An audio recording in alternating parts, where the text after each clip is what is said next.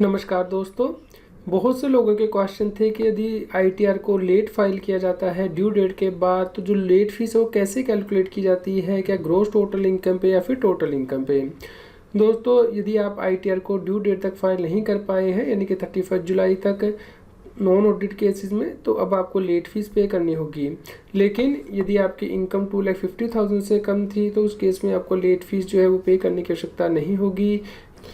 यदि आपकी total income 2,50,000 से ज़्यादा है लेकिन 5 लाख रुपीज़ तक है, तो उस केस में आपको 1,000 रुपीज़ की लेट फीस पे करनी होगी।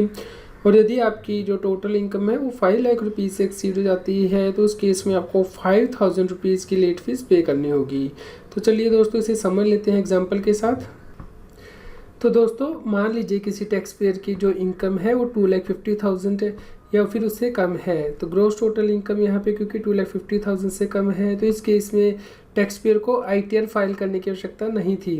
इसलिए इस केस में उसे कोई लेट फी चार्ज नहीं की जाएगी, भले ही वो ड्यू डेट के बाद आईटीआर फाइल कर रहा है, क्योंकि अप टू 2,50,000 तक टैक्स पेयर को आईटीआर फाइल करने की आवश्यकता नहीं थी। इसलिए इस केस में उससे कोई लेट फी चार्ज नहीं की जाएगी। दोस्तों, दूसरा केस डिस्कस कर लेते हैं। मान लीजिए टैक्स पेयर की ग्रॉस टोटल इनकम 2,50,000 रुपीज़ से ज़्यादा है।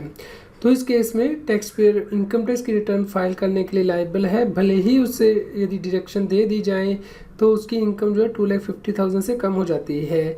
लेकिन ये देखने के लिए कि क्या व्यक्ति आईटीआर फाइल करने के लिए लायबल है, डिडक्शंस को काउंट नहीं किया जाता है। तो इस केस में क्योंकि जो ग्रॉस टोटल इनकम है वो 2,50,000 रुपीज़ से ज़्यादा हो गई है, इस प्रकार व्यक्ति आईटीआर फाइल करने के लिए लायबल था और इस केस में उसे 1,000 रुपीज़ ही लेट फीस पे करनी होगी।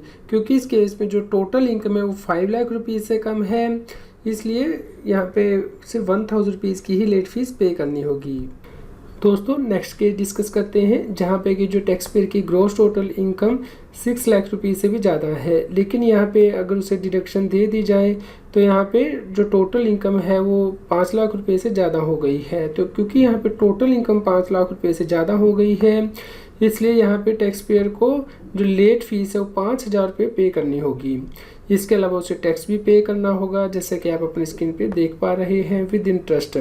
क्योंकि यहाँ पे जो टैक्स है वो 10,000 रुपीज़ से ज़्यादा हो गया था, तो व्यक्ति को एडवांस टैक्स भी पे करना था, तो उसका इम्पैक्ट भी यहाँ पे आएगा इंटरेस्ट की कैलकुलेशन पे। दोस्तों, इनकम टैक्स एक्ट में सेक्शन 234F दिया गया है, जो कि यह कहता है कि यदि व्यक्ति टाइमली इनकम टैक्स की रिटर्न फाइल नहीं करता है और ड्यू डेट के बाद फाइल करेगा, तो उस केस में उसे लेट फीस पे करनी होगी। लेट फीस 1,000 रुपीज़ होगी। लेकिन यदि व्यक्ति की टोटल इनकम यानी कि डिडक्शन को देने के बाद जो टोटल इनकम आती है वो 5 लाख रुपए से ज़्यादा हो जाती है, तो उस केस में उसे 5,000 रुपये की लेट फी जो है वो पे करनी होती है। तो इस प्रकार से कैलकुलेशंस होती हैं लेट फीस की। उम्मीद करते हैं दोस्तों आपके लिए यह न्यूज़ यूज़फुल रही होगी। कृपया लाइक कीजिए, शेयर कीजिए, ताकि सभी लोगों तक जानकारी पहुंच पाए और वो इनकम टैक्स की कॉम्प्लायंस कर पाएँ। रेगुलर जीएसटी और टैक्स अपडेट के लिए इस चैनल को सब्सक्राइब करें। आप हमें Telegram app CA Satbir Singh टैक्सिल पे ज्वाइन कर सकते हैं, ताकि आप जीएसटी और इनकम टैक्स के रेगुलर अपडेट अपने मोबाइल पर ही प्राप्त कर सकें।